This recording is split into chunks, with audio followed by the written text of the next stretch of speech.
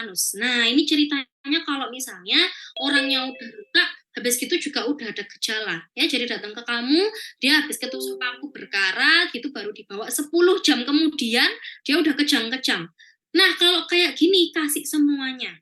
Ya, kasih semuanya itu apa? Yang pertama, pasti rawat luka ya. Pertama rawat luka, habis gitu kasih antibiotik. Karena kita mau membunuh sumbernya.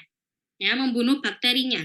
Antibiotiknya metronidazol. Ini kan paling cocok buat bakteri anaerob ya. Metronidazol. Dosisnya 4 kali 500. Nah, kalau nggak ada metronidazol di pilihan ganda, maka kamu pilih penisilin G. Ya, tuh. Oke, habis itu kita mau netralisasi toksin yang belum terikat. Jadi kan ada toksin yang masih melayang-layang, ada yang udah terikat. Yang udah terikat itu yang bikin gejala. Nah, kita mau netralisasi toksin yang belum terikat, yang masih melayang-layang. Maka kamu kasih HTIG. Ya, TIG tadi itu dosisnya 500 sampai 3000 unit intramuskular single dose. Ya, jadi sekali suntik aja, cus, sudah selesai. Tapi kalau nggak ada HTIG, maka second line-nya adalah ATS, anti-tetanus serum. Tapi namanya serum itu rawan bikin alergi. Makanya kamu perlu skin test dulu orangnya. Dan nggak bisa ya kamu langsung ngasih single dose karena dia serum tadi itu. Dia rawan bikin alergi. Jadi kita membangun toleransi pasiennya dulu. Gimana caranya? Kasih dalam 3-5 hari. Aku kasih contoh yang ngasih 3 hari ya, karena itu sering dipakai. Jadi hari pertama disuntikan dulu 10.000 unit. Hari kedua 6.000, hari terakhir 4.000. Ya wis, jangkep 20.000. Ya, itu kalau pakai ATS. Jadi ingat-ingat kalau HTIG single dose, jadi sekali tusuk aja sudah aman ya. Tapi kalau ATS kamu nggak bisa single dose karena bahaya. Jadi harus bertahap, ATS selama 3-5 hari, tergantung toleransi pasiennya. Oke, gitu ya. Setelah itu udah netralisasi toksinnya, kamu simptomatik ya. Kamu simptomatik, terapi suportif ya pasti kalau orangnya kejang, kamu harus stabilisasi. MRS di ruang isolasi karena ingat dia ada kejang refleks tadi ya. Jadi kita meminimalisir rangsang sensorik tuh. Habis gitu kalau ada spasme otot ya, kita kasih benzodiazepin ya, diazepam. Dosisnya nggak usah dihafalkan. Habis gitu imunisasi. Nah, ini wajib imunisasinya ya. Jadi mau dia lengkap atau nggak lengkap vaksinnya tetap disuntik TT 0,5 mili intramuskular. Ya, gitu. Oke, TT ya. Tetanus toksoid. Oke, dah habis tetanusnya. Ada yang mau ditanyain? Tata laksana? Jadi no debat ya, kalau misalnya udah ada gejala, nggak usah perhatikan vaksin terakhir, langsung diimunisasi ya. Oke, ada yang mau ditanyain?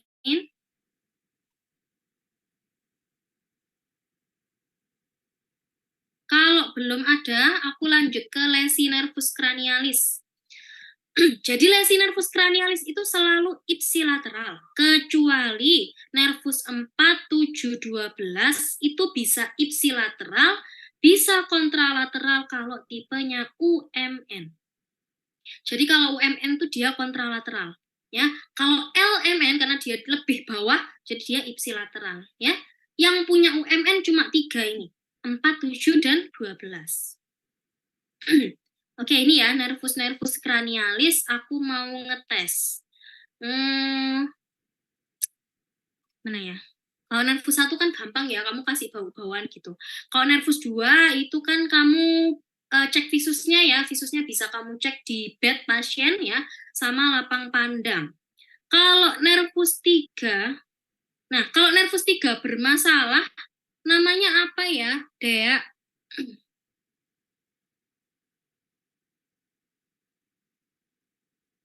Nervus 3 bermasalah, dia nggak bisa mengangkat kelopak mata. Namanya apa itu? Ptosis, dok. Ya oke ya, jadi cara menghafalnya kalau nervus 3 itu dia ptosis, ada ptosis, nggak bisa mengangkat kelopak mata. Cara menghafalnya adalah tobule. Ptosis nggak bisa buka mata, otot yang terkena adalah levator palpebra. Ya, habis gitu nervus 3 ini juga untuk gerak bola mata, nanti aku jelasin ya GBM-nya. Nervus 4 juga untuk gerak bola mata, jadi kita skip dulu. Nervus 5 itu sensorik yang punya cabang frontalis, maxillaris, sama mandibularis ya. Jadi cabang satunya frontal, cabang 2 maksila, cabang 3-nya mandibula. Habis itu refleks kornea. Nah, cara ngetes refleks kornea gimana Cindy?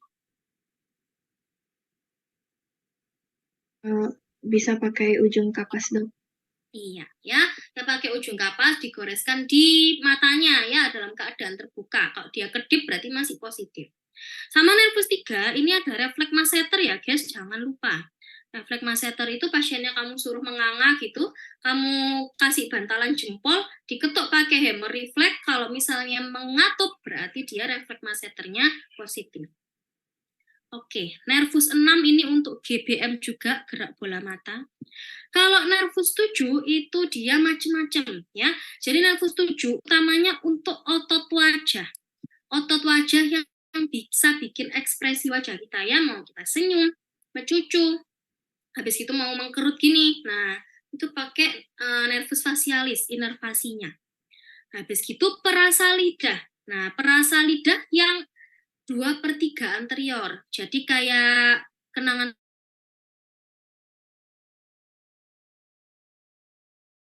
suka itu kasih porsi yang lebih besar di depan ya. 2/3 anterior, asin manis itu punyanya nervus 7. Nanti sisanya punyanya nervus 9 ya. Jadi 1/3 posterior. Itu rasa-rasa yang ingin kita buang ke belakang, rasa asam dan pahit. Nervus 7 juga untuk di tulang-tulang pendengaran ya. Di musculus tensor timpani. Dia untuk meredam suara. Kok tensor timpani? Musculus stapedius guys ya. Dia itu untuk meredam suara. Jadi kalau nervus 7-nya bermasalah, suara yang masuk ke telinga itu akan gemberebek, akan keras banget. Karena nggak ada yang meredam.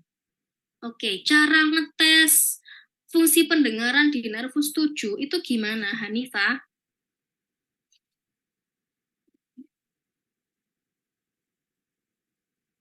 Cara kita tahu kalau ada suara yang lebih keras, kita ngetes nervus 7-nya gimana?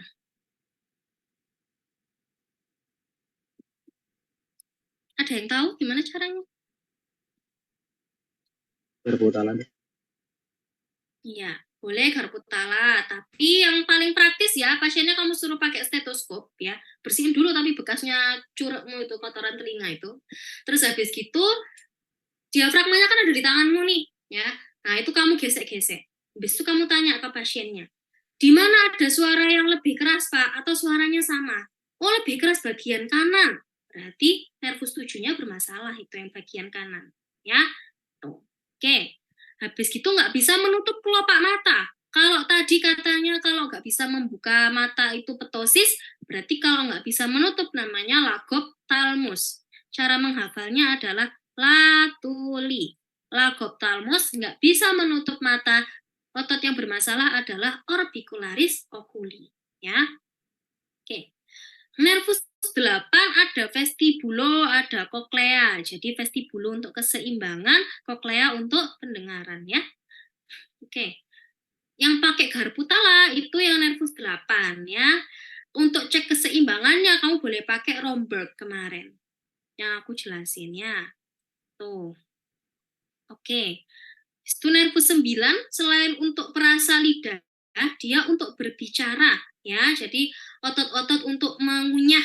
Nah, itu untuk punyanya nervus 9. Nervus 10 itu parasimpatis, jadi dia ke organ-organ dalam dan refleks muntah. Ya. Nervus 11 aksesoris, jadi itu agak lain ya karena dia aksesoris, dia ke otot-otot di bagian belakang kepala ya, bagian belakang leher dan di pundak ya, sternocleidomastoid dan trapezius. Kalau nervus 12 itu dia otot menelan dan otot berbicara serta menjulurkan lidah. Jadi kalau mau ngetes nervus 12, caranya suruh menjulurkan lidah. Ya, menjulurkan lidah, kalau misalnya lidahnya terdorong, misal terdorong ke kiri, berarti dia yang parese yang kiri. Karena lidah itu supaya lurus, guys, otot yang kanan dan kiri itu harus saling mendorong. Kalau misalnya ada bagian yang lemah, maka dia didorong sama sisi yang kontralateral, ya, gitu. Nah, tadi yang aku bilang ada UMN elemennya kan nervus 7 dan 12. Yang nervus 7 nanti aku jelaskan di Bell's palsy, yang nervus 12 aku jelaskan sekarang, ya. Jadi baik UMN sama LMN-nya nervus 12 itu sama-sama dia lidahnya mencong kalau kamu suruh menjulurkan. Ya, jadi mencong ke sisi yang parese. Mencong atau terdorong ya di soal biasanya bilangnya. Terdorong ke sisi parese. Cuma bedanya kalau misalnya yang LMN ini dia ada atrofi papil lidah. Jadi kalau kamu senterin ya, itu akan kelihatan ada beberapa papil lidah yang pendek-pendek. Jadi dia lebih pucat. Sama ada fasikulasi yang paling gampang dilihat ya. Jadi lidahnya geter-geter kayak cacing gitu. Oke. Aku lanjut ke nervus gerak bola mata. Jadi di sini kita punya rumus RL3, RL6 SO4 dalam kurung 3. Apa maksudnya? Jadi pada gerak bola mata prinsipnya ya, kalau dia otot rectus berarti dia searah dengan namanya. Kalau dia oblik berarti dia kebalikan dengan namanya. Ya. Oke, jadi kalau misalnya RL, rectus lateral, dia untuk melihat ke lateral. Ya, ke lateral yaitu ke sisi temporal, ya kan?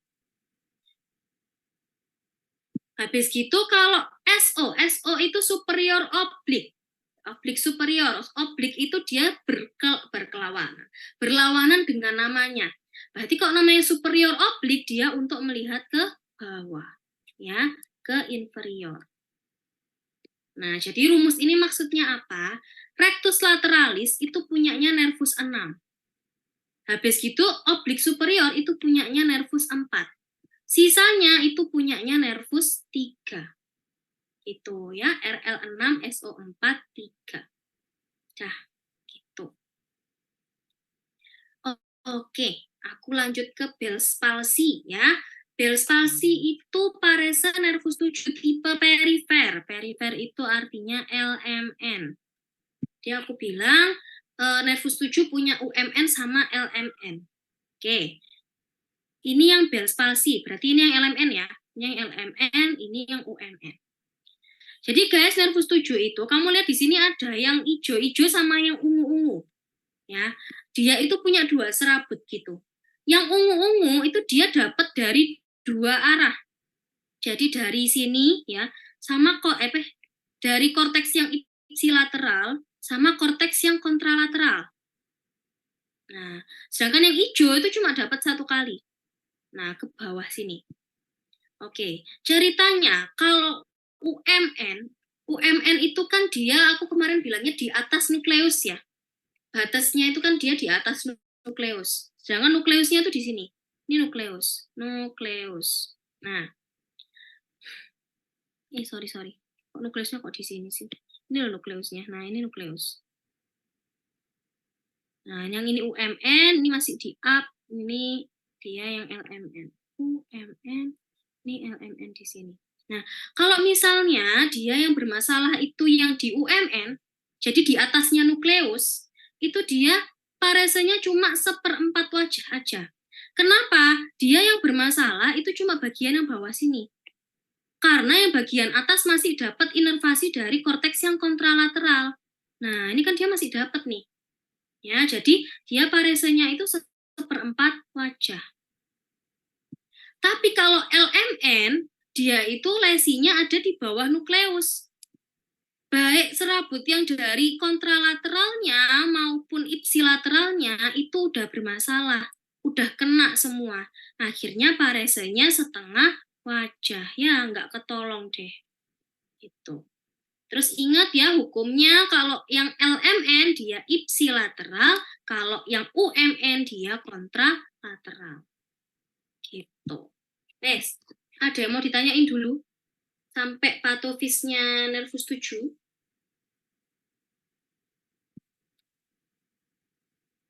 Masih bingung? Dokter, maaf, boleh diulangin yang seperempat sama setengah wajah itu nggak, dokter? Iya, boleh, aku ulang ya. Jadi ceritanya begini. Ceritanya nervus 7 itu kan dia punya UMN sama LMN. UMN itu yang di atasnya nukleus, LMN yang di bawahnya nukleus.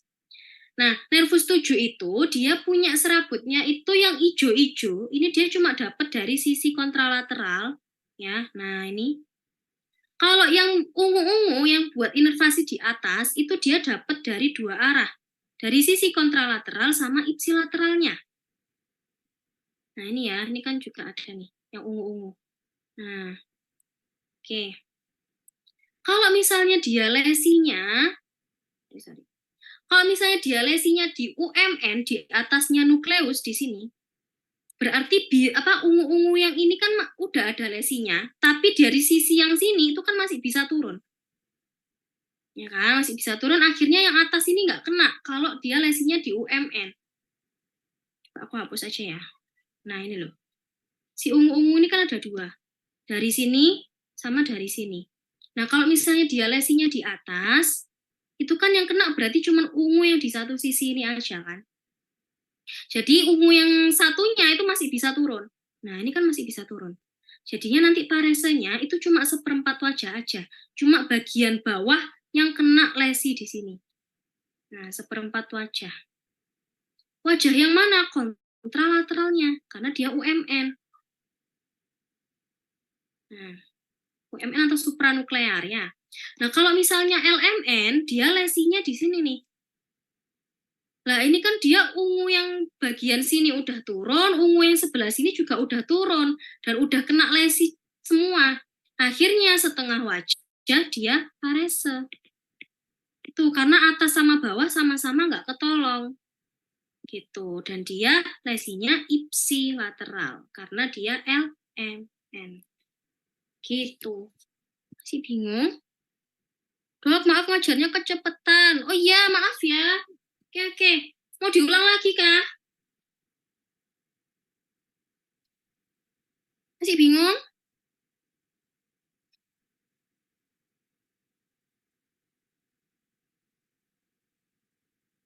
Sudah paham? Masih bingung atau gimana, guys? Sudah, dokter. Terima kasih. Iya. Kalau ada yang masih bingung, bilang aja, tak ulang, nggak apa-apa. Gimana? Pokoknya yang lebih berat LMN ya. Karena dia kena setengah wajah, kalau UMN dia kena seperempat wajah. Oke, ada masih bingung? Mau dijelasin ulang?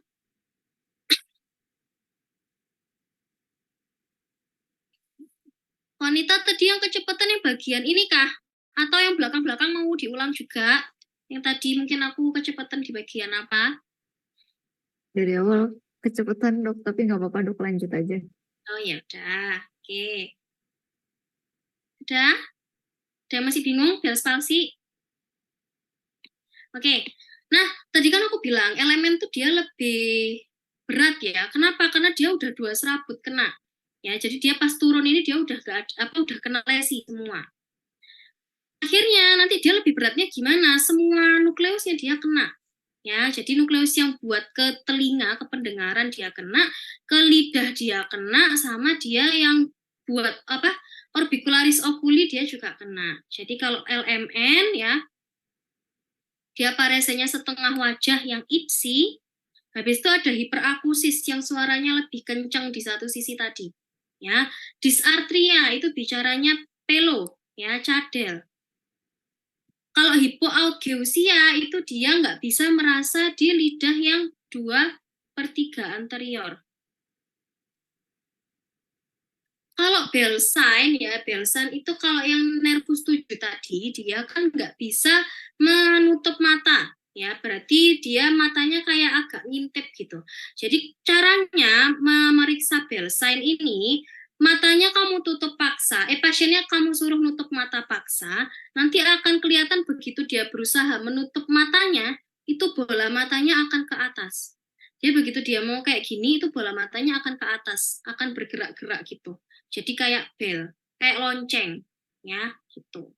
Mata seperti lonceng.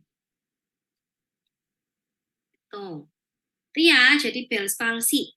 Nah, Bell's palsy itu kok bisa terjadi karena dia ini ada riwayat bepergian tanpa helm.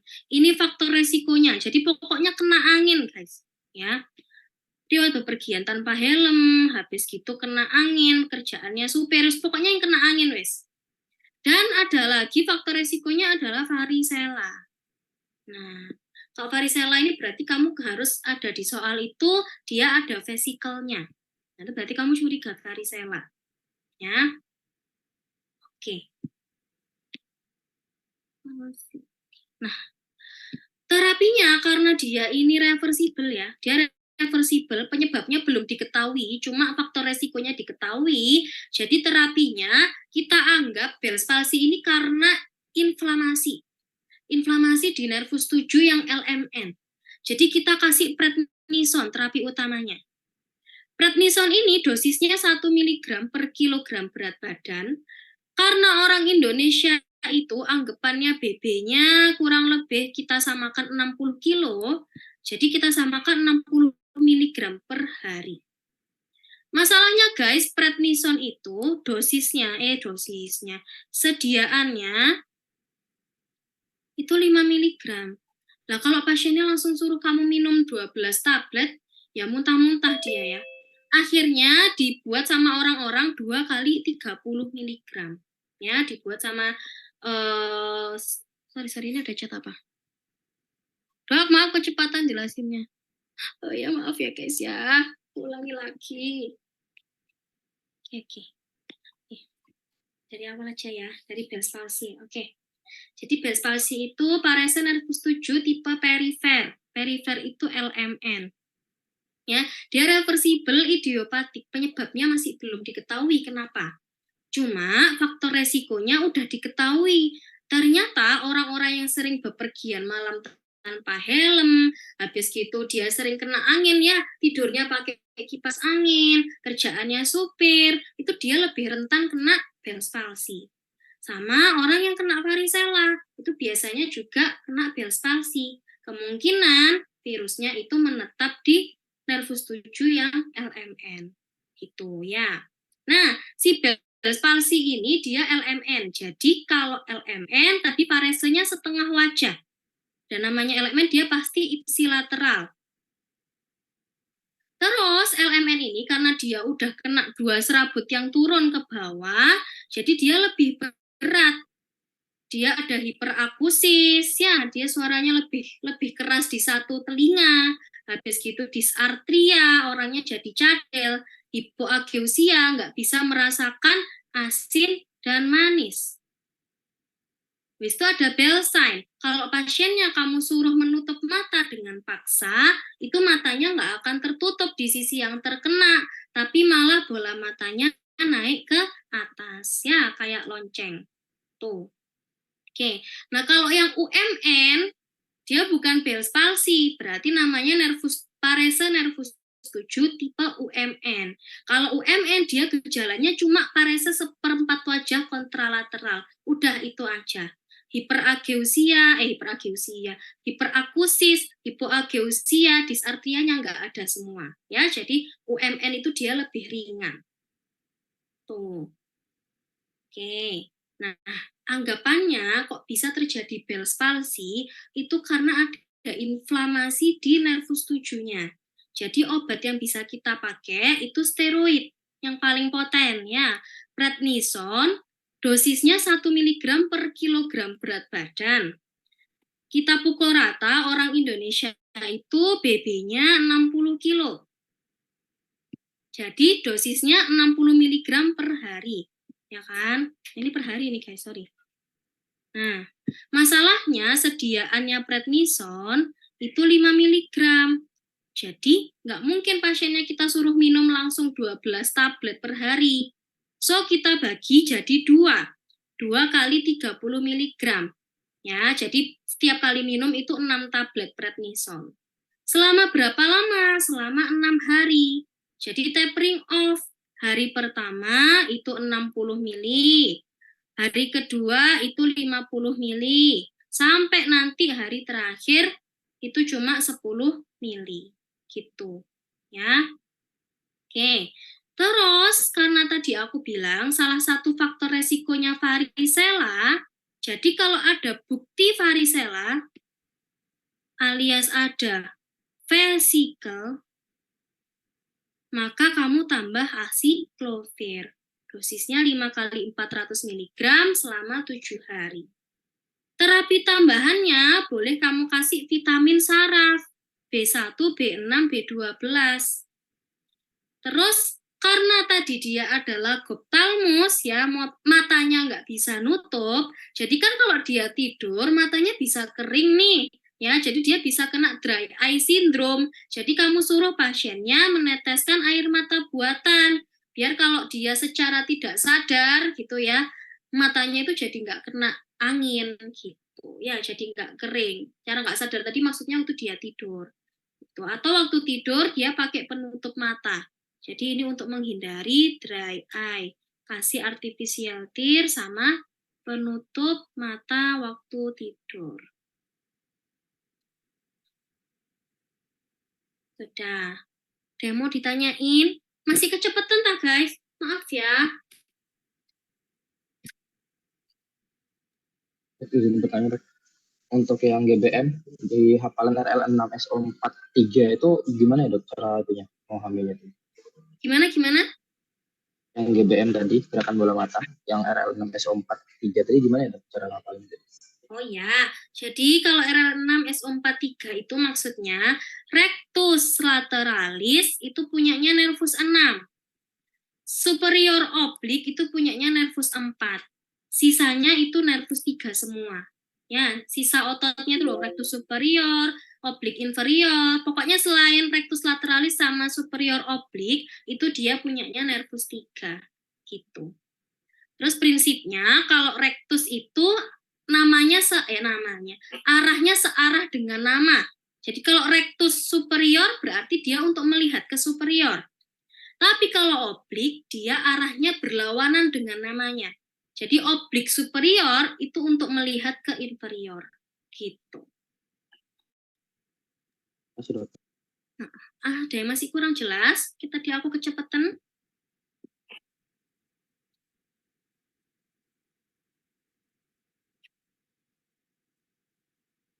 Ada masih bingung?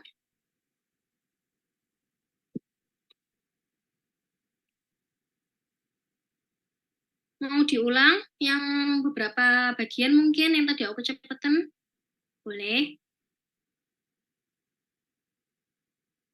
Oke, kalau belum ada, Niki nomor 26.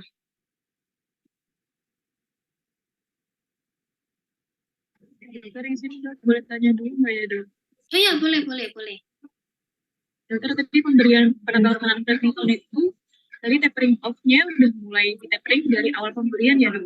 Jadi udah bersama sampai 6 hari sampai 10 mg ya, Dok. Iya. Sorry. Oh, gitu, Dok. Ya, jadi hari pertama 60, hari kedua 50, hari ketiga 40, hari ketiga 40, sorry tak tulis aja wis.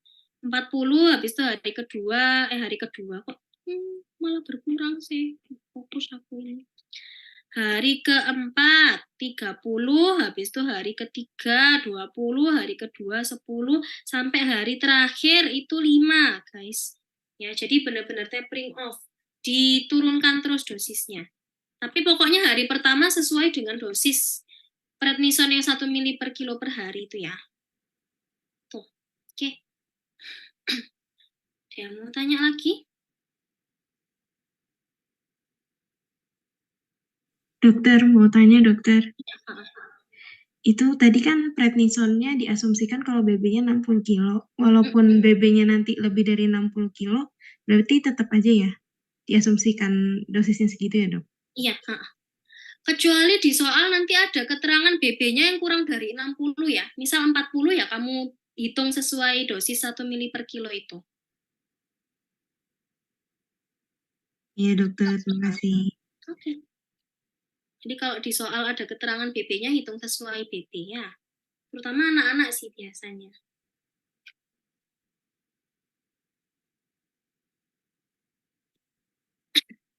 Mau tanya lagi? Dokter, Iya, iya. itu kan nomor 2 acyclovir. Kalau misalnya ada bukti infeksi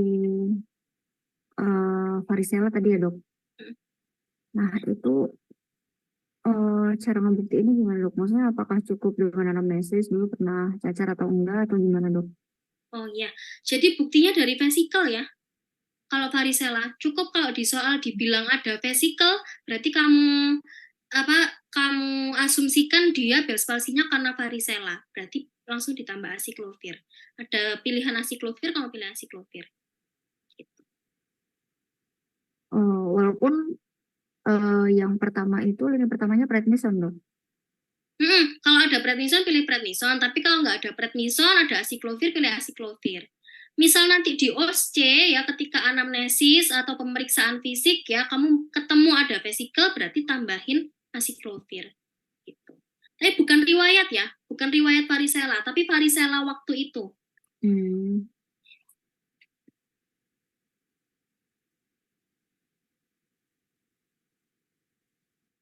Yang mau tanya lagi?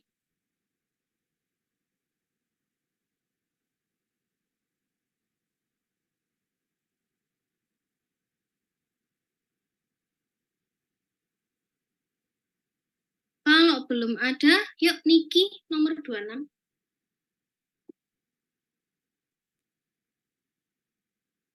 Seorang laki-laki usia 35 tahun datang ke UGD rumah sakit karena telapak kakinya kena paku saat bekerja. Pada pemeriksaan fisik didapatkan luka terbuka kaki kiri, luka kotor, dan serpian karat di sekitar luka. Kedalaman kurang lebih 1 cm, perdarahan aktif tidak ada. Pasien telah mendapat imunisasi tetanus lengkap terakhir 6 tahun yang lalu. Pasien telah dilakukan rawat luka. Tata laksana berikutnya adalah yang D bukan ya dok? Oke, yang D. Oke. Ini lukanya kotor atau bersih? Lukanya kotor. Oke, lukanya kotor. Vaksinnya positif negatif? Positif. Oke, vaksin positif. Kalau luka kotor vaksinnya positif, apakah perlu pakai TIG, Niki? Oh iya ya dok.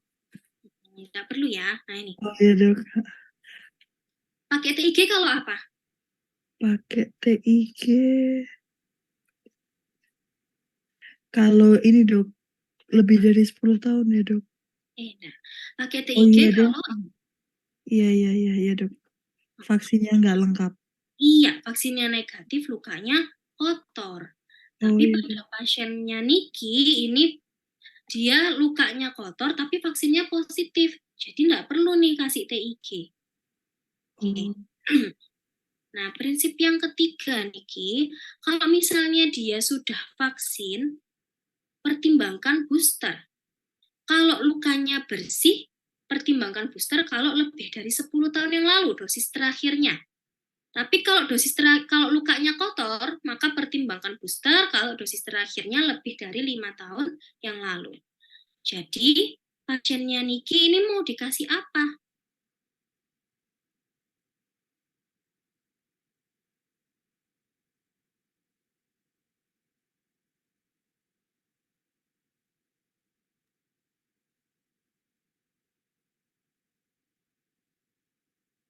Mau dikasih apa nih?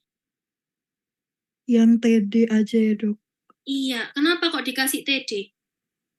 Karena yang tadi dok udah lengkap, jadi cukup boosternya saja. Oke, udah lengkap, tapi dosis terakhirnya udah lebih dari 5 tahun yang lalu, ya udah 6 tahun nih. Jadi kita anggap efektivitas vaksinnya udah menurun, maka kita cukup pakai TD.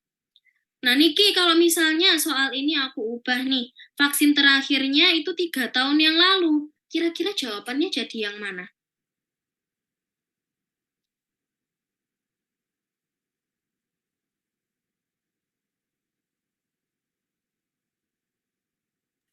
Yang yang cukup nggak perlu dok, maksudnya rawat luka aja. Cukup bersihkan luka aja ya kalau dia dosis terakhirnya 3 tahun yang lalu. Oh,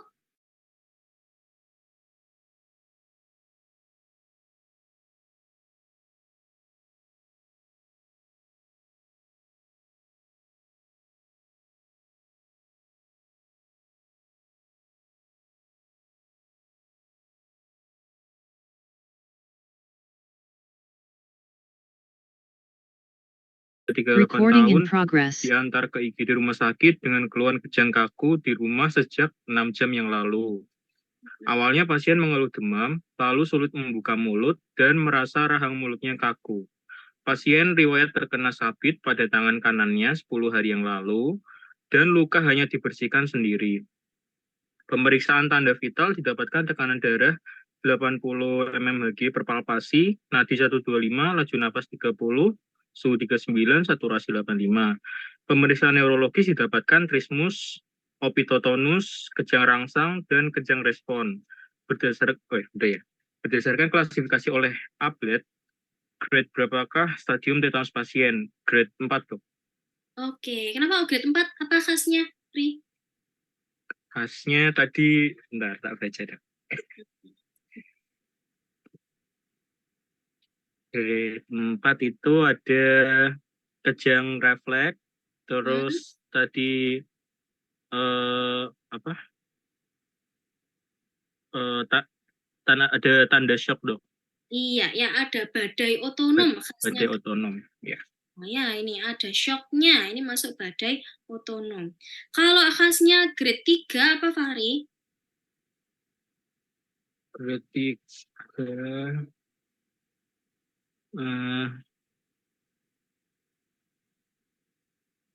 grade 3, apa ya? Kejang refleks positif, terus Kejang refleks atau kejang spontan. kejang spontan. Kalau grade 2 dia sudah mulai ada apa? Apa? Grade 2 ada apa, dok? Kekakuan, dok. Sesak. Oh, sesak, ya. 10 kali per menit. Ya, jadi gitu guys ya.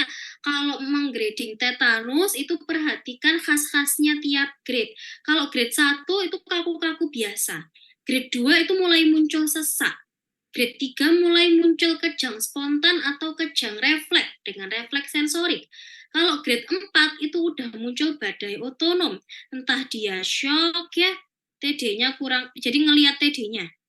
TD-nya kurang dari 90/60 atau ada krisis hipertensi lebih 180/10 atau lebih. Grade 5 enggak ada ya. Oke. Sip, ada Takibnu ya kata Mariam. Oke. Nomor 28 Andika Suryo.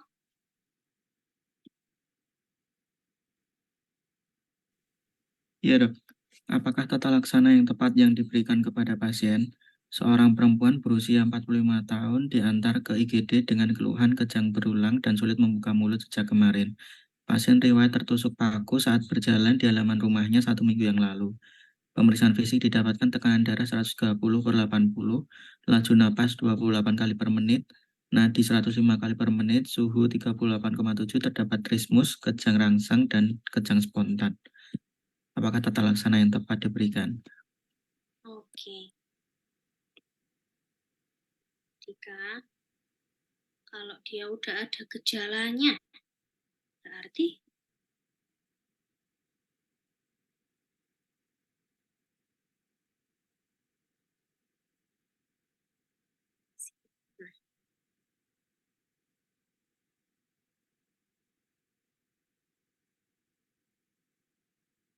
Kalau udah ada gejala, jadi kamu kasih semuanya.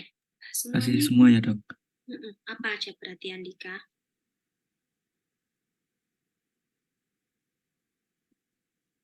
Hmm. Ini kan berarti dikasih yang D berarti ya, Dok. Iya, ya. Kok yang D? ATS nggak boleh dikasih bareng HTIG karena Oh ya, Dok, fungsinya maaf yang sama. E berarti. Iya, ya. Jadi yang pertama, kalau udah ada gejala, kamu kasih semua. Dari mana? Dari antibiotik dulu. Rawat luka antibiotik ya, yang pertama. Habis gitu netralisir toksinnya. Pakai apa? Pakai HTIG atau ATS. HTIG itu sekali suntik boleh langsung dikasih. Kalau ATS ya, S-nya itu serem wes anggapan ya. Serem, dia bisa bikin alergi. Jadi dikasihnya nggak boleh sekali suntik. Harus bertahap selama 3 hari. Nah, HTIG nggak boleh dikasih bareng ATS karena fungsinya sama. Habis gitu, obati simptomatiknya. Karena dia kejang, kamu kasih dia sepam. Yang terakhir, mau dia udah vaksinnya lengkap atau belum lengkap, harus dikasih TT. Ya, gitu. Oke, Andika, kalau misalnya aku tanya ini grade berapa, jawabannya apa? Pasien ini grade berapa kira-kira?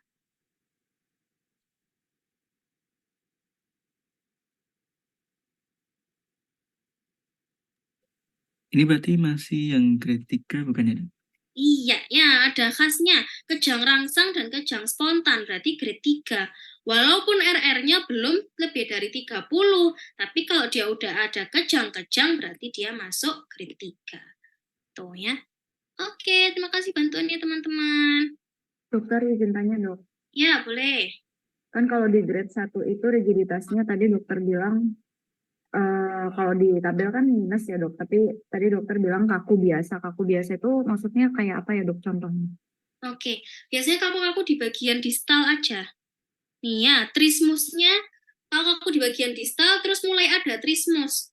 Jadi dia masih bisa membuka mulut, kan tadi maksimal kan kita bisa buka mulut itu kan 3 jari ya. Dia itu udah mulai nggak bisa buka mulut 3 jari, jadi mungkin baru cuma 2 jari gitu. Terus kaku-kakunya ringan nih, spastisitasnya general ringan. Jadi biasanya cuma di distal aja, di perifer tubuh, di jari-jarinya aja gitu. Terus kaku-kaku biasa yang lain juga ada disfagia, udah mulai sulit menelan, tapi biasanya cuma kayak orang radang tenggorokan aja. Paham? Paham TTV-nya dokter, masih terima kasih kuat. dok. Oke.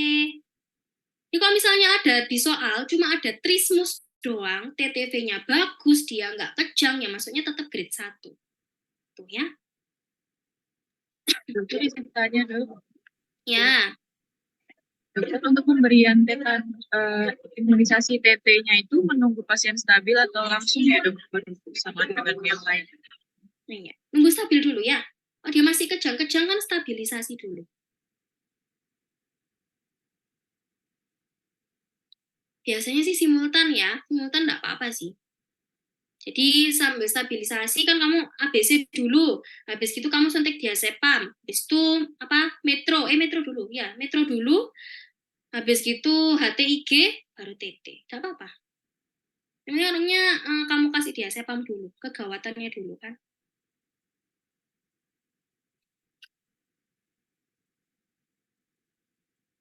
Kalau tadi aku menjelaskan 1, 2, 3, 4 itu dari patogenesisnya, Beb. Ya. Kan 1 dari bakterinya masuk, berarti eradikasi bakteri dulu. 2 dari kita netralisir toksin, ketika toksinnya udah mulai menyebar. Bisa dipahami?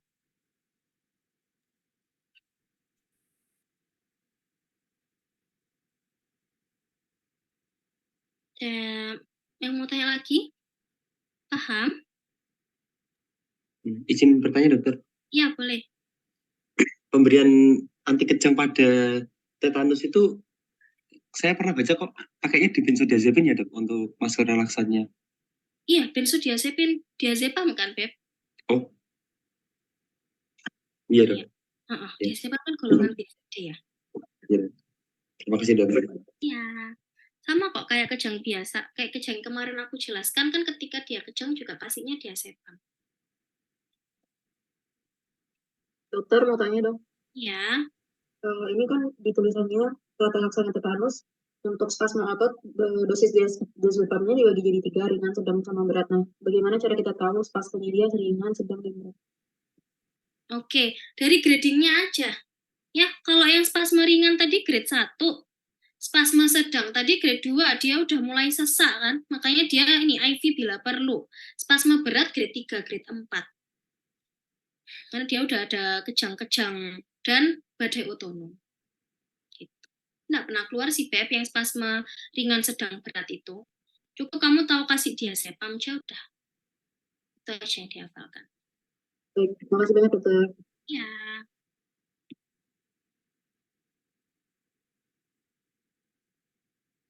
Saya mau tanya lagi. Kalau belum, aku mau tanya Dela, nomor 29.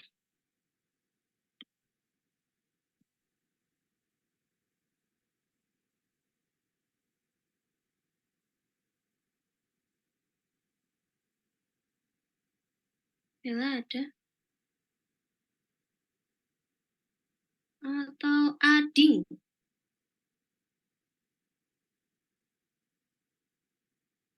Ya.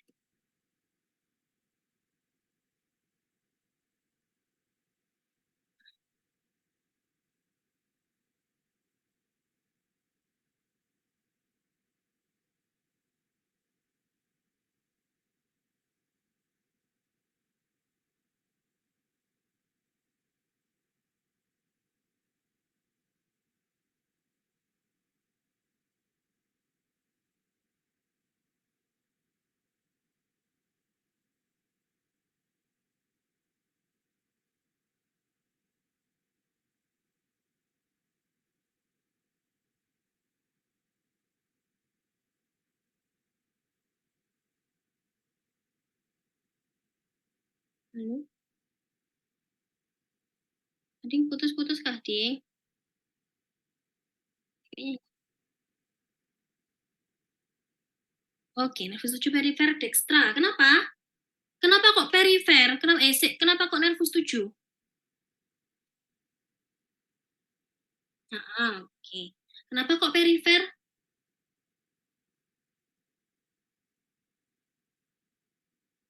Iya, dahinya kena juga ya, jadi setengah wajah. Oke. Kenapa kok dextra?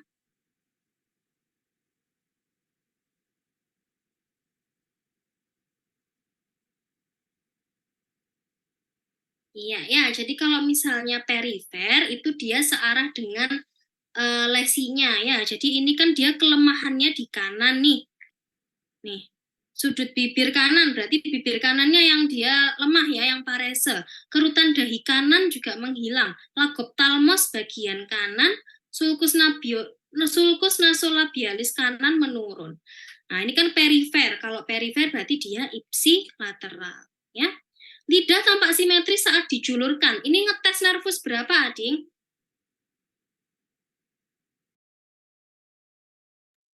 Iya, ya. Biasanya kalau nervus 12-nya terganggu, di soal dibilangnya lidah tampak terjulur ke bagian yang lemah. Oke, sip. Nomor 30. Septia.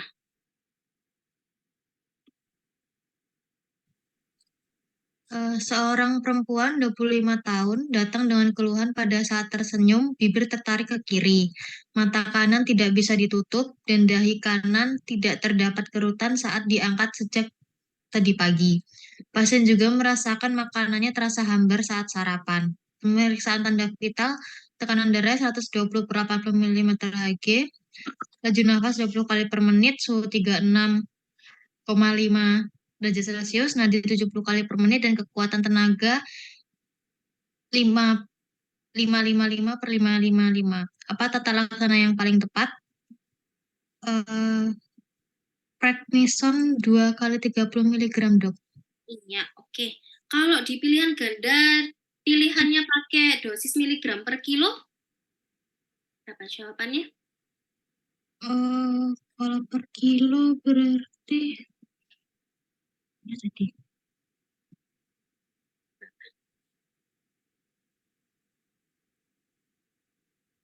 60 mili per hari Iya, ya 60 itu dapatnya dari 1 miligram per per kilo kilogram berat badan.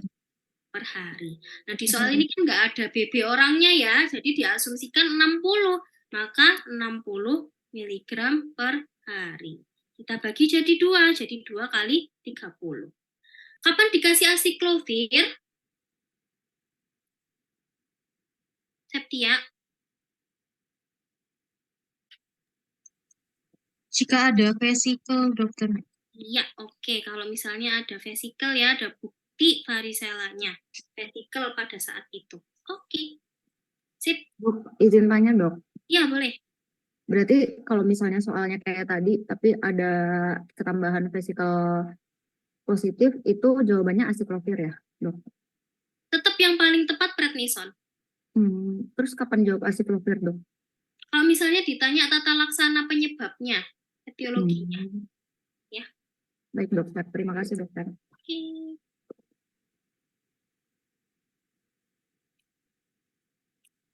Mau tanya lagi? Kak Nino mau tanya, Iya, boleh. bedanya tadi yang perifer sama sentral itu apa ya? Oke, kalau perifer berarti LMN, kalau sentral UMN. Nah, ini. Ini kan dia perifer berarti LMN. UMN ini sentral. Kalau LMN dia di bawahnya nukleus, nukleusnya kan di sini nih. Ini nukleus nih. Tuh, kalau UMN dia di atasnya nukleus. Yang paling berat yang LMN. Bisa dipahami, San? Berarti kalau nefus 7 itu bisa perifer, bisa sentral apa perifer aja? Bisa perifer, bisa sentral. Jadi ini ya. Nah, nervus cranialis itu selalu ipsilateral, kecuali 4, 7, 12 itu dia bisa kontralateral karena 3 ini dia punya UMN sama LMN gitu. Kalau yang lainnya LMN semua. Nervus 5 itu LMN. 9 itu LMN. Berarti cara bedainnya di keluhannya gimana, non? Cara bedain di Kalau misalnya keluhannya UMN sama keluhannya yang tadi perifer sama sentral. Oh ya, kalau misalnya yang nervus 4 itu dari keluhannya nggak sama ya. Jadi kalau nervus 4 itu sama-sama dia nggak bisa ngelihat ke bawah ya. Nervus oblik nervus musculus oblik superiornya dia yang terganggu. Nah, kalau yang bisa dibedain itu nervus 7 sama 12. Kalau nervus 7 tadi udah aku jelasin, LMN tuh lebih berat, jadi dia setengah wajah. Kalau perifer itu pasti ipsilateral. Kalau UMN itu dia lebih ringan, jadi cuma 1/4 yang bawah aja. Dan kalau UMN dia pasti kontralateral. Kalau nervus 12 bedainnya gimana? Kalau nervus 12 itu sama-sama gejalanya UMN dan LMN itu lidahnya terdorong ke daerah yang lemah, ke daerah paresenya. Cuma bedanya kalau LMN itu ketambahan ada fasikulasi, jadi lidahnya tuh bergetar kayak cacing gitu, atau atrofi papil lidah, jadi di bagian lidahnya tuh ada yang pucat gitu. Itu sih San. Oke, terima kasih. Iya, saya mau tanya lagi. Mina mau tanya dong, Mang. Yang demonstrasi, yang nervus 7 tadi, yang sentral kalau UMN dia cuman 1/4 wajah ya berarti? Iya. Bisa nggak sih dia di atas gitu 1/4 wajah yang atas doang? Enggak ya? Selalu di bawah. 1/4 wajah yang bawah aja. Gitu. Karena yang atas dia masih dapat dari korteks yang sini. Nah, yang ini kan dia masih intak. Serabut yang ini dia masih intak. Nah, jadi dia yang atas masih dapat. Sedangkan yang bawah itu kan dia dapat dari sisi yang kontralateralnya nih. Ini kan udah ada lesinya di atas ini. Makanya dia yang bawah nih nggak selamat. Jadi 1/4 wajah bawah, bukan yang atas.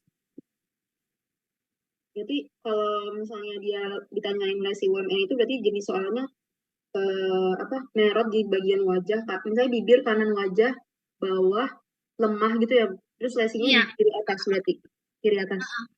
Jadi bukan sih bibir bawah sih. Jadi kalau misalnya soalnya itu jawabannya lesi nervus 7 MN, dia itu di soal dia biasanya bilang merot ya, merot, habis gitu bibirnya itu lemah, tapi kerutan dahinya masih ada. Nah, kerutan dahinya masih ada.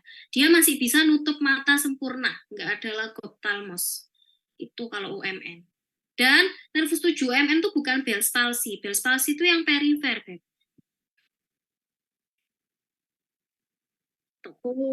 Berarti yang kalau UMN apa namanya? Bukan Ya ada Bell's namanya, cuma parese nervus 7 tipe sentral gitu aja. Oh. Kalau yang merotnya dari ke kanan kiri kalau yang UMN? Kalau yang UMN tergantung ininya, tergantung paresenya. Kalau misalnya paresenya di bagian yang kanan, ya merotnya ke kanan. Cuma kalau ditanya lesinya, paresenya di kanan nih. Kalau UMN ya paresenya di kanan, berarti lesinya kontralateral, berarti lesinya di kiri. Oh iya paham. Masih ya. Mau tanya lagi?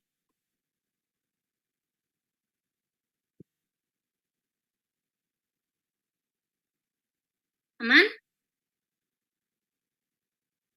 Oke. Kalau aman aku lanjut ke radikulopati ya. Radik itu kan akar, berarti yang keluar langsung dari kanan kirinya vertebre, ya dari para vertebre. Jadi ciri khasnya ada nyeri dari punggung hingga ke ujung dermatom, tergantung lokasi radik yang kena. Oke, ini cara menghafal dermatom ya. Jadi kalau aku, pokoknya kalau servikal itu dari bahu ya ke tangan leher bahu ke tangan bagian belakang dan bagian depan yang luar. Ulang lagi ya. Jadi dari leher, bahu, tangan bagian belakang, tangan bagian depan yang luar dan telapak tangan. Nah, ini. Kalau torak itu dari dada, abdomen ke tangan bagian depan yang dalam. Kalau lumbal itu dari pinggang ke kaki bagian depan. Nah, ini ya dari pinggang ke kaki bagian depan. Kalau sakral itu dari pantat ke kaki bagian belakang dan genitalia. Tuh.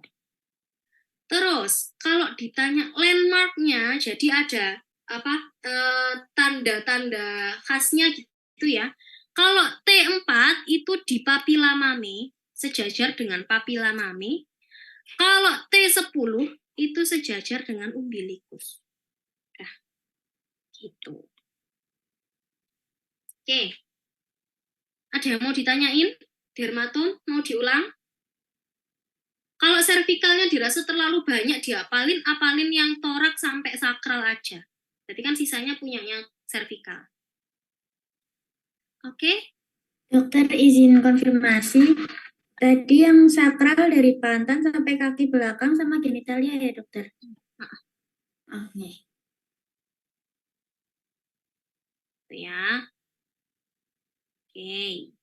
Jadi nanti kalau radikulopati, kan radik itu keluar dari tulang belakang ya. Jadi dia akan menjalar gini. Nah, sampai ke ujung dermatom. Jadi nyerinya itu benar-benar di paravertebre. Di tempat keluarnya dia sampai ke ujung dermatom yang dia persarati. Gitu.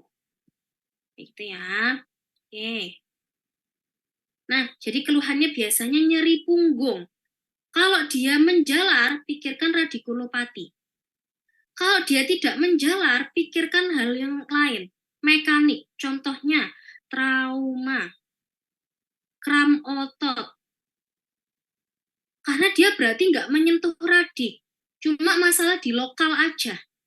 Ya, vokal aja, di setempat aja, di tempat dia kena. Gitu. Ya, tapi kalau menjalar berarti itu dari akarnya. Akar itu kan menjalar sampai ujungnya. Gitu. Ya, jadi arahnya ke HNP. HNP itu berarti nukleus pulposus itu yang ada di medula spinalis itu kegencet. Jadi kayak bantalannya di vertebrae. Ini kan medula spinalis ya. Nah, bantalannya ini kegencet. Padahal kalau misalnya dia gencet, dia akan menekan belakangnya. Dan di sini tuh banyak akar yang keluar. Gitu. Jadi itu namanya HNP. Nah, kalau menjalarnya ke tangan tadi kan punya servikal ya. Jadi namanya HNP servikal. Kalau menjalarnya ke kaki, namanya HNP lumbal. Ya. Duduk di kaki tadi kan ada sakral juga. Tetap namanya tetap HNP lumbal. Karena biasanya walaupun dia kena sakral, lumbalnya pasti kena juga.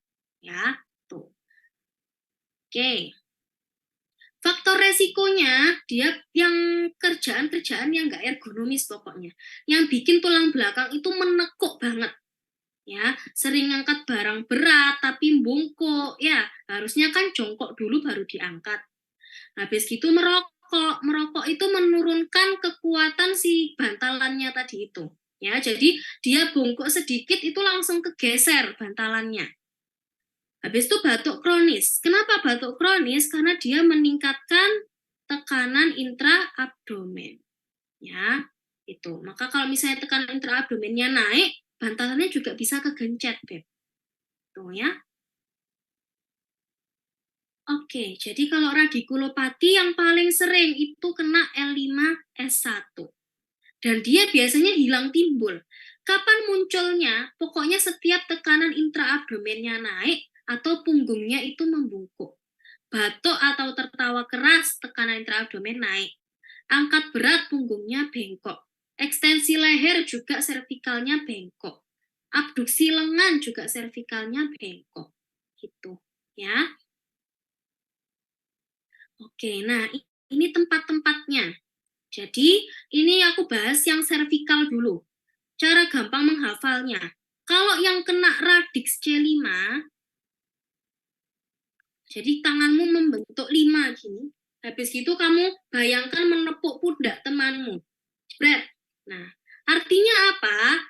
Kalau misalnya C5, motoriknya yang kena itu motorik otot bahu, deltoid.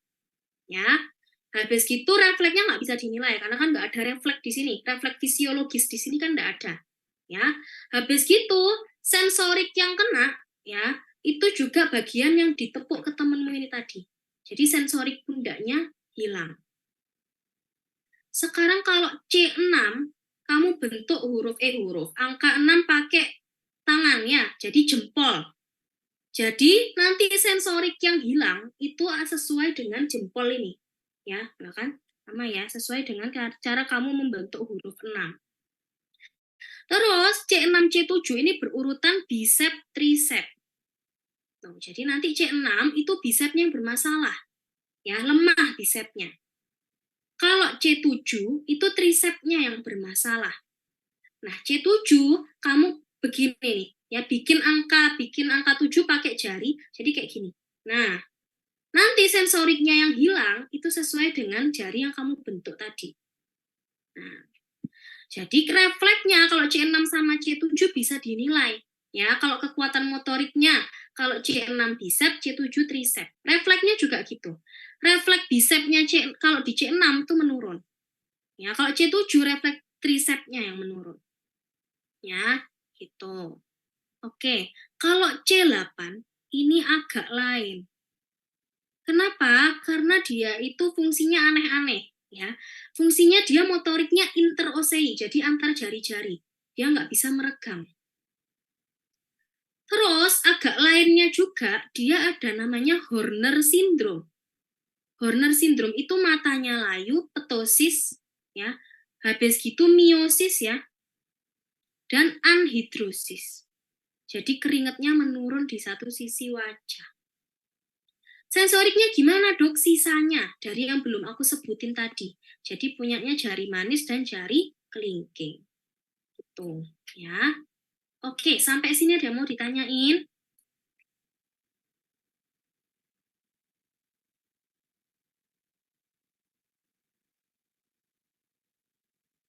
Kalau belum ada, aku lanjut ke kaki ya, ke lumba. Kalau lumbal, kalau tadi kamu masih ingat, lumbal itu dia dari pinggang ke kaki bagian depan. Kalau sakral itu dari pantat ke kaki bagian belakang dan genitalia. Jadi nanti gejalanya persis sama dermatomnya, guys, ya. Nyerinya kalau misalnya yang L4, L5, nah ini kan lumbal semua nih. Jadi dari pinggang ke kaki bagian depan. Kelemahannya juga ke kaki bagian depan. Kaki bagian depan itu kan untuk dorsofleksi. Punggung kaki kamu fleksikan. Jadi kalau nggak bisa dorsofleksi gimana? Nggak bisa jalan, guys. Ada drop foot. Nah, ini ya. Drop foot. Jalannya menyeret. Terus atrofinya nggak bisa dinilai karena otot-otot bagian depan tuh emang kecil-kecil. Ya, gitu. Nah, refleks fisiologisnya yang hilang adalah refleks patella, tapi jarang ya.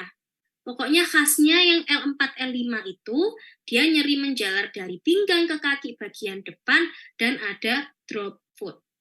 Ya, nyeri dan kesemutannya sesuai distribusinya. Kalau yang ada sakralnya, itu sesuai dengan dermatomnya sakral tadi. Nyeri dan kesemutannya dari pantat ke kaki bagian belakang. Kelemahannya juga di kaki bagian belakang. Berarti nggak bisa plantar fleksi. Kalau nggak bisa plantar fleksi gimana?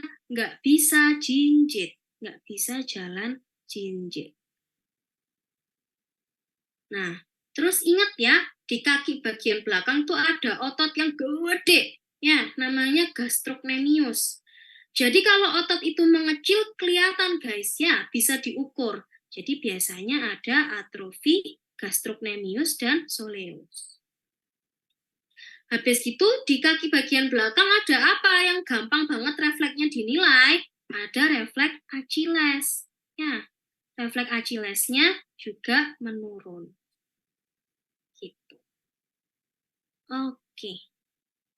Ada yang mau ditanyain sampai sini? Kalau belum ada, aku lanjut ke pemeriksaan fisiknya. Ya. Kalau HNP lumbal, ingat Lasek Bragard Sikard, LBS. Lasek itu dia kan fleksi ini ya, fleksi hip. Bragard itu dorsofleksi, fleksi dorsomanusnya. Sikard itu fleksi jari 1. Ya. Nah, semuanya kalau misalnya positif itu akan ketemu nyeri menjalar sesuai dermatomnya, ya. Oke, kalau HNP servikal ini yang sering lupa ya tesnya. Tes Lermit itu gimana, Umar?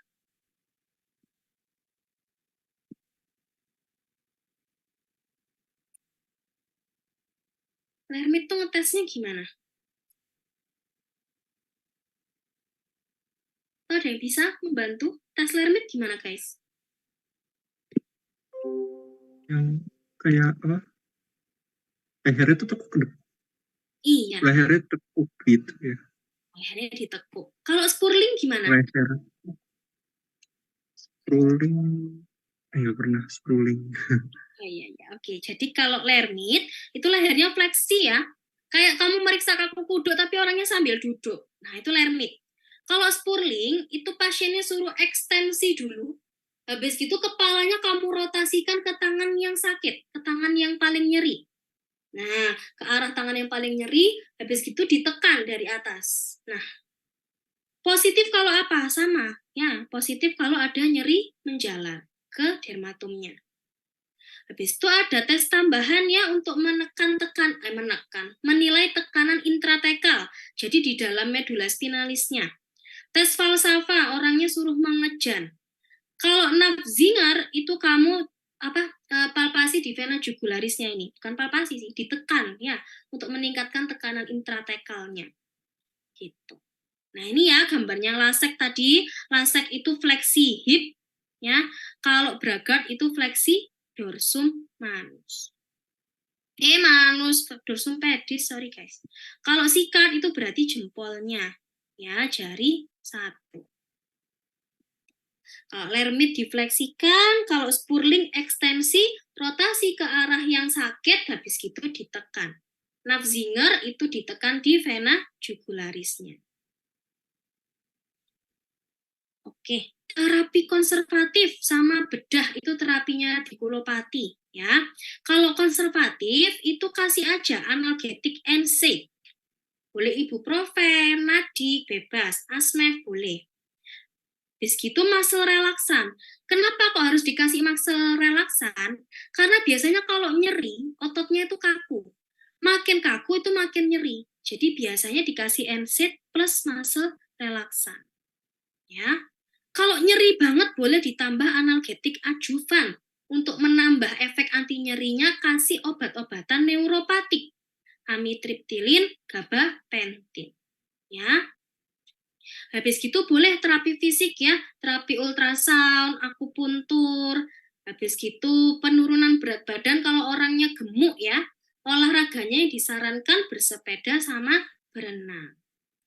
Kapan diterapi bedah? Kalau dengan obat gagal. Atau dia mengganggu ADL. Nah, iskialgia memberat sampai mengganggu ADL. Iskialgia itu ya nyeri, menjalar tadi itu ya. Habis gitu ada gangguan miksi sama defekasi. Dia udah kena otonomnya, nggak bisa nahan pipis, nggak bisa nahan berak. Itu. Habis gitu baru kalau kayak gitu kamu kasih terapi bedah, pembedahan ya. Oke, ada yang mau ditanyain dulu radikulopati?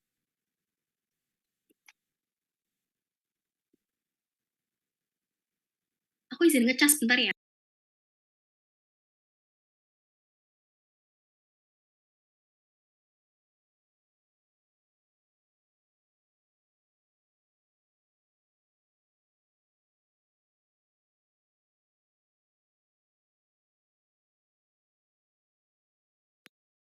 Ada yang mau ditanyain radikulopati? Masih bingung? Ya, Izin boleh. tanya. Hmm. Kan tadi terapinya bisa dikasih analgetik adjuvan kayak gabapentin, amitriptilin. Nah, kalau misal pasiennya itu dikasih gabapentin secara terus-menerus, tapi dia nggak ada gejala untuk pembedahan gitu, dok. Itu dikasih jangka waktu berapa tahun atau berapa bulan gitu ya, dok? Oh, dia nggak ada indikasi bedah. Iya, nggak ada indikasi bedah, tapi dikasih gabapentin gitu terus-menerus aman nggak ya, dok? Aman, aman. Gabapentin, amitriptilin aman. Oh, iya. Makasih, dok. Iya. Tapi kalau bisa ya, kamu kasihnya biasanya ya kalau di lapangan sih ngasihnya setengah bulan dulu. Karena buat apa? Kan minum obat rutin ini kan nggak harus dirutinkan. Cuma untuk mengurangi nyeri aja. Oke, ada yang mau tanya lagi? Kalau belum ada, aku ke plexopati ya. Plexus itu anyaman. Di mana saraf-saraf kita itu dia membentuk anyaman. Jadi begini ceritanya. Ini kan radix ya guys. Ini vertebrae kita di sini. Nah, sorry. Salah gambar. Di sini. Ini vertebrae. Itu keluarlah akar-akar di sini. Jadi akar, ternyata saraf kita itu jadi satu lagi. Menganyam. Nah, ini namanya plexus atau trunkus. Ini plexus yang superior karena dia di atas, ini plexus yang inferior. Habis itu dia misah lagi jadi divisi ya, habis itu jadi korda. Barulah nanti dia keluar jadi saraf satu-satu ya. Ini nervus musculocutaneus, ini nervus medianus, ini ulnaris. Jadi misal yang kena radix C8 nih. Nah, C8 ini kan nanti kalau diteruskan jadi nervus ulnaris. Jadi nanti akan ada gejala yang sama. Orang dengan radikulopati yang kena C8 dengan orang yang kena mononeuropati nervus ulnaris. Gitu, ya. Oke, kita belajar. Nah, ini ya. Tambahan aja. Kita belajar yang plexopati dulu. Gampang sih guys plexopati ini ya. Jadi yang pertama ada namanya Earp-Duchenne palsy. Depannya huruf E. Berarti yang kena plexus yang dari akar C5 dan C6. Karena E itu huruf ke-5. Ya, C5, C6 itu plexus atau trunkus yang superior, yang atas. Jadi, gejalanya pun itu bagian-bagian yang atas, itu dia abnormal. Bagian bawah jari normal. Ya, itu dulu ya. Oke, bagian atas yang abnormal ini dia akan membentuk policeman tip hand. Kayak Pak Polisi kalau menerima duit bonusan ya. Kayak gini nih. Nah, ini ya, itu bagian abnormalnya. Jadi, lengan atasnya adduksi internal rotasi, lengan bawah ekstensi pronasi, tangannya fleksi. Karena dia yang kena trunkus yang superior, maka bagian yang inferior, jari-jarinya dia normal. Aku lanjut dulu ke yang inferior. Berarti Klumpke-Dejerin palsi namanya. Dia kena plexus C8T1. Nah, ini trunkus yang inferior. Kalau tadi dia kena bagian atas, maka atasnya yang abnormal. Kalau Klumpke ini bawahnya yang abnormal. Tapi lengan atasnya normal. Ya, jadi kebalikannya. Kalau dia yang kena adalah bagian atas, maka yang normal bagian bawah. Kalau dia yang kena adalah bagian yang bawah, trunkus yang bawah, maka yang normal adalah bagian atas. Itu cara gampangnya baca di soal nanti. Jadi baca di soal, lihat, lengan atas normal, kamu langsung boleh tembak, oh ini Klumpke-Dejerin ini. Karena dia berarti yang abnormal yang bagian bawah. Ya, atau di soal kamu ketemu, jari-jarinya normal, oh berarti ini yang abnormal yang atas. Berarti ini trunkus superior. Yang abduction tadi. Itu, ya. Oke. Nah, Klumpke ini dia juga bisa ada claw hand. Karena kalau kamu lihat tadi C8 itu kalau diteruskan itu bisa ke nervus ulnaris. Makanya ada gejala claw hand juga. Nah, ini, ya. Oke. Faktor-faktor resikonya ya sama ya. Kalau yang bagian atas itu berarti faktor-faktor resiko yang kena bahu atau kena kepala. Kalau yang Klumpke-Dejerin itu kan bagian bawah yang abnormal, trunkus yang bawah. Berarti faktor resikonya itu Nah ini gambar yang ini ya. Dia jatuh tapi tangannya yang pegangan, tangan yang bagian bawah. Atau dia ini ya, traksi tapi yang ditarik adalah lengannya. Itu kalau plexopati ya. Kalau bingung, nah ini ada dua gambaran. Ini kalau palsi kena plexus yang ini, ya. Kalau yang Klumpke dia kena plexus yang bawah. Ya, plexus atau trunkus. Oke, plexopati ada yang mau ditanyain? Belum ada, dokter. Oke, 10 menit lagi istirahat ya. Aku lanjut dulu ke mononeuropati. Mononeuropati itu berarti kena satu saraf yang bernama ya, kemarin aku bilang. Nah, yang punya nama. Kita mulai dulu dari kita tahu dulu dari derajat trauma saraf. Ada namanya neurapraksia, aksonognesis sama neurotnesis. Neurapraksia itu cuma gangguan konduksi. Jadi sarafnya nggak ada yang rusak.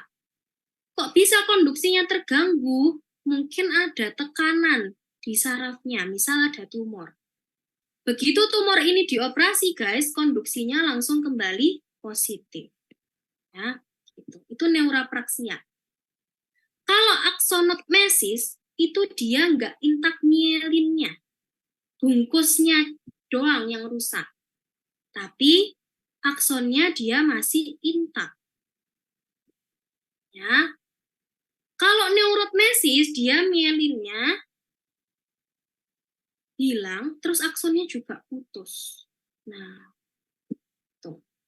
Makin ke bawah, prognosisnya makin jelek. Ya, gitu. Dan dia makin berat gejalanya. Oke, aku mulai dari si nervus medianus ya. Jadi nervus medianus itu dia lewat di tempat namanya carpal tunnel. itu terowongan di pergelangan tangan kita yang bagian anterior. Nah, carpal tunnel itu dia yang paling gampang bengkak. Jadi nervus medianus itu kan dia lewat dari banyak tempat. Cuman yang paling gampang bengkak sehingga rentan menjepit si nervus medianus itu si carpal tunnel. Ya, karena dia itu isinya ligamen. Jadi kalau misalnya nanti dia bengkak gara-gara sering dipakai, nah itu nanti bisa menjepit nervus medianusnya. Oke. Distribusi nervus medianus itu di mana? Nah, ini ya. Jadi nervus medianus itu dia distribusinya di 3,5 tangan bagian anterior, bagian palmar, ya 3,5 dari jempol sampai setengahnya jari manis. Habis gitu belakangnya si nervus medianus itu ada nervus radialis. Jadi di dorsum manus 3,5 di dorsum manus 3,5 dari jempol ke setengah jari manis. Sisanya punyanya siapa? Sisanya punyanya nervus ulnaris. Itu ya. Jadi nanti sesuai guys ya gejalanya itu. Kalau nervus medianus, nah nervus medianus dia itu kan bagian depan. Di bagian depan ini ada namanya otot tenar. 3,5 bagian depan. Otot tenar itu otot yang sejajar dengan jempol. Nanti akan atrofi di situnya. Ya. Oke, tenar sejajar jempol. Tuh. Terus nanti sikapnya gimana? Ada namanya ape hand. Jadi kayak orang ngemis gitu, ya. Karena bagian otot yang bagian depan ini kan lemah. Terus ada yang namanya benediction hand. Benediction hand ini kok kayak claw hand ya, Dok? Emang mirip ya bentukannya, cuman yang membedakan adalah perintahnya. Kalau pasiennya kamu suruh menggenggam ke bentuk tangan seperti ini, berarti namanya benediction hand. Tapi kalau pasiennya kamu suruh meregangkan tangan, kamu ajak tos ke bentuk tangan seperti ini, berarti namanya claw hand. Kenapa kok bisa kayak gini tangannya kalau kita suruh menggenggam? Karena jari 3,5 anteriornya dia nggak bisa fleksi, ya kan? Dari jempol sampai jari tengahnya dia nggak bisa fleksi. Cuma jari manis sama jari kelingkingnya aja, gitu. Ya. Nah, kalau ape hand sama benediction hand ini, ternyata dia itu kena nervus medianus yang bagian proksimal. Kalau kena nervus medianus yang bagian distal, dia akan muncul namanya median claw. Gitu. Jadi median claw itu pasiennya kamu suruh menggenggam ya, akan muncul kayak claw hand gitu. Ya, begitu kamu suruh menggenggam, dia kebalikan yang fleksi itu. Itu median claw, tapi jarang sih keluar. Hafalin yang ape hand dan benediction aja. Ya, ini cuma pernah muncul sekali sih median claw ini di tryout-nya bimbel sebelah. Tuh, oke. Ini ya, jadi nanti gejalanya kelemahannya kayak gitu, kesemutannya, nyerinya sesuai distribusinya ya, di 3,5 jari palmar. Oke. Penyebabnya apa? Biasanya faktor resikonya 4F. Cewek, usia 50 tahunan, habis gitu gendut, dan force. Jadi tangannya sering dipakai, mungkin penjual rujak atau sekretaris. Ya. Oke, penyebabnya juga bisa karena trauma. Ya, pokoknya yang bikin carpal tunnel ini bengkak. Aku lanjut dulu ke tempat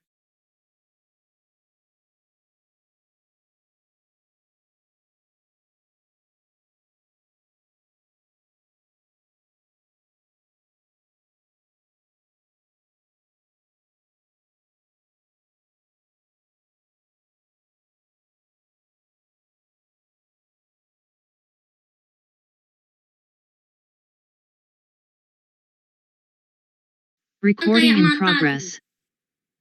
atau kamu suruh menggenggam gelas. Nah, dia kalau suruh menggenggam gelas, akan ada celah di antara tangan dengan gelasnya.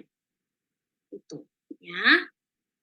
Habis gitu di flick test. Flick test itu kamu suruh mengibaskan tangannya, maka nyerinya akan berkurang. Nah, itu. Jadi yang responnya lain cuma yang flick test ini. Jadi kamu suruh kibaskan tangan, nyeri menurun. Kalau Valen, Osign, habis itu Tinel tuh kamu ketuk di bagian distribusinya nervus medianus, itu kamu ketuk pakai hammer reflex ya, ujungnya hammer reflex itu, nanti akan muncul ya responnya 3 ini, nyeri menjalar, sesuai distribusi nervus medianus. Gitu. Kalau misalnya Tinel test ini dia bisa dipakai di nervus ulnaris sama nervus radialis juga. Ya, jadi kalau kamu ketuk di sini berarti dia ada nyeri menjalar, berarti yang bermasalah nervus ulnarisnya. Kamu ketuk di belakang ada nyeri menjalar, berarti yang bermasalah nervus radialisnya. Itu, ya. Oke. Terapinya gimana? Ya tangannya harus istirahat. Terus waktu tidur itu kalau bisa dibidai ya pasiennya. Kenapa? Kalau pasiennya tidur itu banyak gerakan nggak sadar. Tangannya bisa nekuk-nekuk kemana-mana. Itu akan memperberat bengkaknya. Untuk terapi anti nyerinya gimana?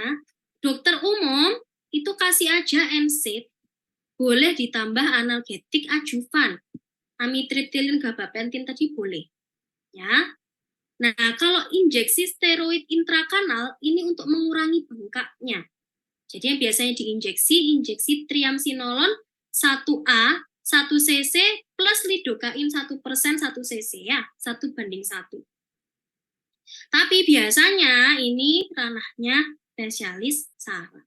Jadi dirujuk baru bisa dapat ini. Supaya kanalnya itu jadi nggak menyempit. Ya. Kalau dengan terapi konservatif, dia nggak mempan, ya udah disuntik padahal. Apakah dioperasi, ligamennya dilonggarkan. Ya, gitu.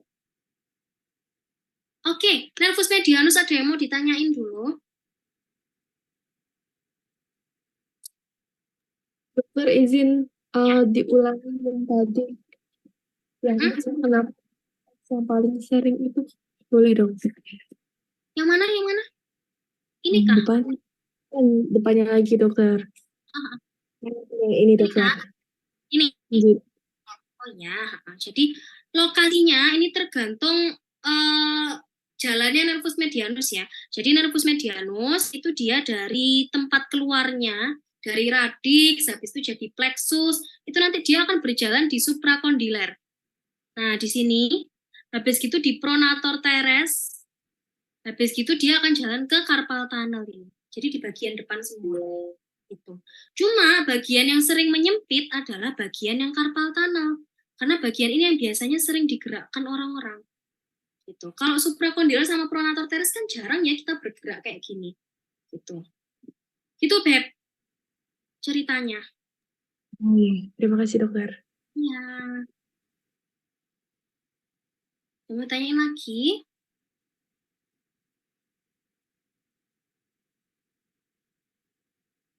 Oke, kita isoma dulu 30 menit ya. Berarti balik jam 18.30. Oke, selamat istirahat teman-teman. Ya, enggak dok. Apa-apa? Boleh tanya sedikit nggak dok? Tadi kan untuk Abhan sama benediction itu berarti terkenal itu medianus, nervus medianus yang maksimal dua-duanya dok. Iya, Abhan sama benediction. Yang membedakan berarti hanya lokasi dari setengah dari manisnya itu dok. Iya, jadi kalau ada pembeda lainnya dok. Itu. Kalau benedictionnya sama Abhan itu yang kena lebih proksimal. Tapi kalau misalnya median claw itu berarti lebih distal, mungkin dekat dengan jari-jari ini. Nanti tak cariin gambarnya median claw ya, biar kamu bisa bayangin. Iya dokter.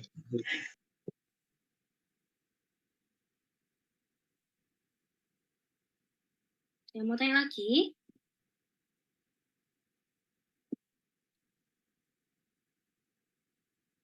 Kalau belum ada kita istirahat dulu ya. Ini aku nambahin gambar median claw. Ini dia median claw.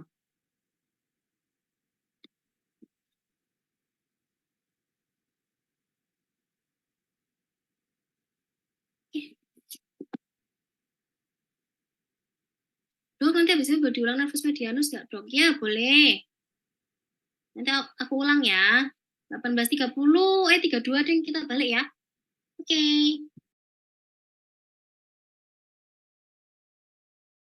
Recording stopped.